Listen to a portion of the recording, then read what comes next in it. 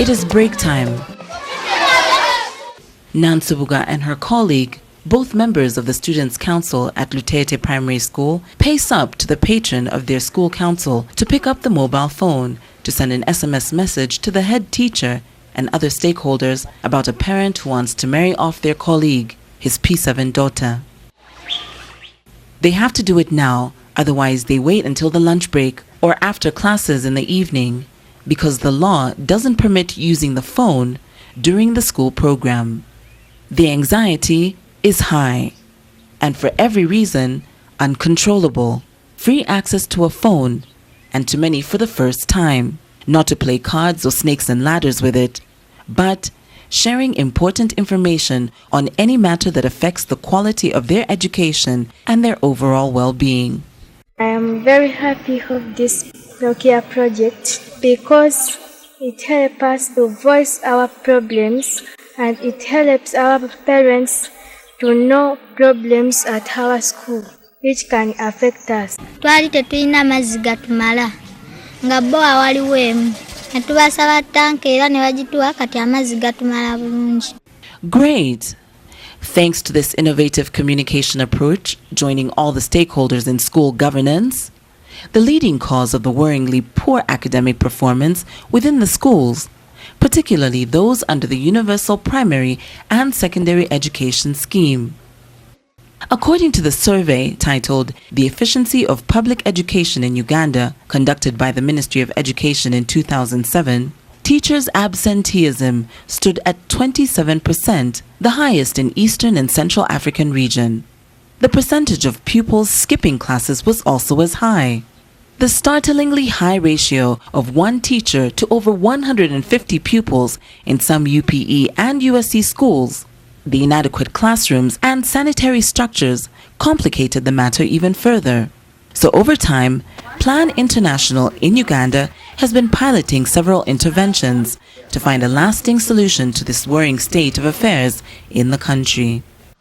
We realized as a development organization focusing on children's rights that majority of the children don't reach P7 and they drop. So we started trying to find out why. So there are quite a number of issues. But one of the issues which was prominent is the issue of school governance. And hence we decided to look at an innovative way of improving school governance and also engaging children to be part of that system. And hence we came up with a project on ICT4 development and specifically focusing on school governance in Luero. The 3-year project, otherwise called Nokia ICT4D, was implemented using funds from Nokia through Plan Finland in 105 schools from 6 sub-counties of Kamira, Kichusa, Bamunanika, Kalagala, Zirowe, and Makulubita, all in Luero district. The goal was to enable all the key stakeholders in the education subsector, amongst them technical officers, community members, pupils, parents, and the teachers, to actively participate in the different school development and management processes to improve the quality of education in the district. All they needed to do was to use their mobile phones to text school-related information to the relevant authorities and to react appropriately and expeditiously when they too receive such messages. The transaction would make a lot of difference onto the quality of education. For maximum results, the transactions were centrally controlled, facilitated and monitored by Plan International in Uganda, and therefore the exchange of the text messages was free of charge. For the system to operate, we started with white lists. Those are the lists which contains the telephone number of those people who are supposed to send messages into the system. The system uses the keywords. Each school has a keyword used for broadcasting messages to the different stakeholders, and each type of stakeholder has a keyword. So when the message is sent into the system can be able to tell which type of stakeholder is sending the message, and therefore that message is sent to the appropriate recipient. For instance, all the pupils from P1 up to P7 are identified uniquely by using unique serial numbers. Part of the serial number has a school code. So the way we register pupils into the system is by putting their names, the unique serial number, and also the telephone number of his or her parents attached. So whenever you are sending a message regarding that child, that message will also reach the parents. That one ensures that there is no duplication at any one time. At the end of every month, all the messages concerning all issues are automatically consolidated by the system and sent the DEO. There is a committee which comprises of the district staff, some head teachers, and some parents. It sits, analyzes the messages, and they take necessary action. The project began with inducting the communities within the project area about this wonder technology through several methods. Amongst them, general awareness programs, including music, dance, and drama, to level up the understanding of the technology amongst all the stakeholders. Once achieved, all the actors would appreciate using the technology and then use it to tap into the associated benefits. Volunteers were called in to guide the process further to ensure that the communities got the codes for the different stakeholders and the locations correctly to simplify the sharing of the messages. The regular program on the different radio stations intensified the use of the SMS technology within the project area and beyond. Tuweleza message oba omuzadde atulugunya omwana ne tubaloopa kati nabo babeera batya okubaloopa. Naye n'okola n'eby'enene ya Nokia kyetukoledde ky'amaanyi era kati abaana bajja basoma. Today, the SMS technology is a talk of the people during their leisure time or even at their workplaces. Bwebasindika message ekutuukako ne wooba mu bugga ne wooba mu kasooli ate naawe ne wooba ng'oyagadde okubako ky'obuuza ku ssomero era osindika busindikisi message oba okkuba.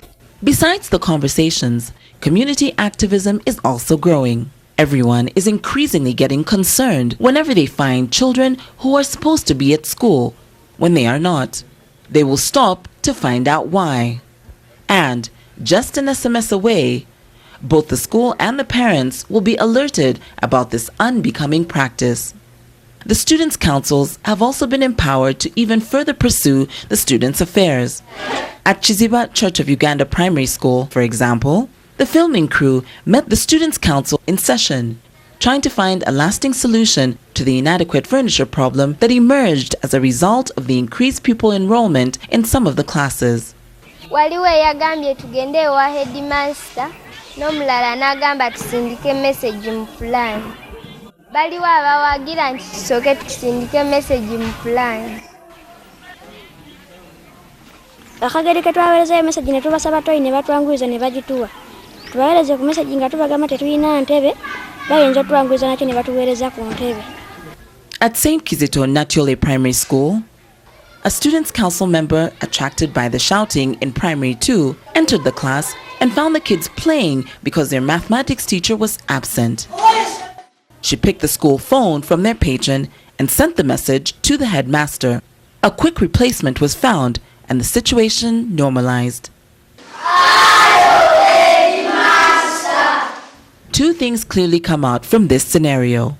One, if the pupils are empowered through their committees, they can take charge of many of the school affairs by themselves to ensure that the pupils benefit from their stay at the school. Two, the head teacher, respecting a call from the pupils, demonstrates that the management structures are firmly taking root and reshaping the way schools are governed. The technology has also helped the teachers to track the pupils who skip classes. After taking roll calls, they easily spot the absent pupils and quickly raise their parents, as was the case for Nakaziba, a P6 pupil at Sira Memorial Primary School. The teacher sent an SMS to Nakaziba's mother, and lo, she had not communicated the sickness of her daughter to the school administration. She quickly did, and within minutes, the tripartite cycle had completed the feedback loop. At the administration level, The head teachers have also been able to easily invite the school management committees, as well as the PTA members, to convene and discuss the different issues of the betterment of their schools and consequently the quality of education for their children. Whenever there is something crucial that they need to know, I am accountable to them and I send them these messages. Okufuba kw'abasomesa n'abaana n'abazadde nga pulogulaamu eneze kyatuyamba nnyo. Omuzadde yali tafaayo kati message zijja omwana wo nga talina kitabo n'abaatuleetera amasimu baatutta kangule ki ebyetaago by'omwana. Abasomesa kati nabo beeraliikirivu mu ssaawa yennyini gye balina okutuuka ku ssomero bagituuka kubanga bamanyi headmaster ajja baloopa mu lukiiko ne mu balala bebikola ki bebikwatako. And I'm sure we have reduced dropout in those schools where we have been since 2011. We have other SMSs about a catastrophe at school. I can know that this school has had a problem and therefore take an immediate action. If government can only embrace this project nationwide, they will save a lot. They are fighting teachers' absenteeism, they are sending forms, fill this. They only need to come and have a study from Luwero and then embrace it. It will help our nation. All the achievements notwithstanding, challenges were also part of the journey. Like any other ICT-related project, sometimes we experience network failure. However, we try to change.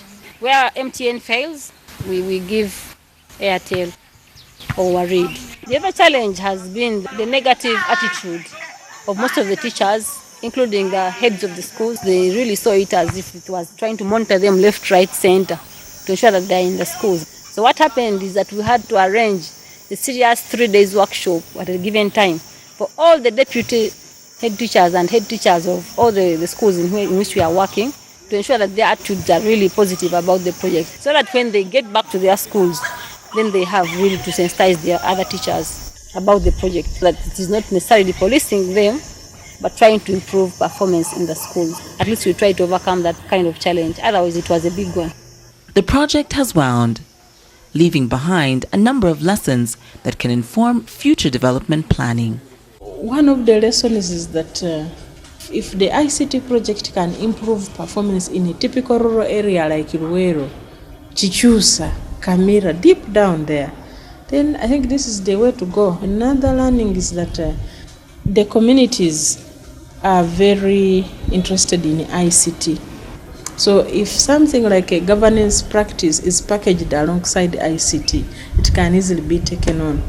And the 3 years that we have so far been in Luwero, we've seen that it's a project that can yield great dividends to the nation, because a nation can only develop when it is educated. So our intention as an organization is to scale up and replicate this project into our other districts and also influence other development actors to scale up the same.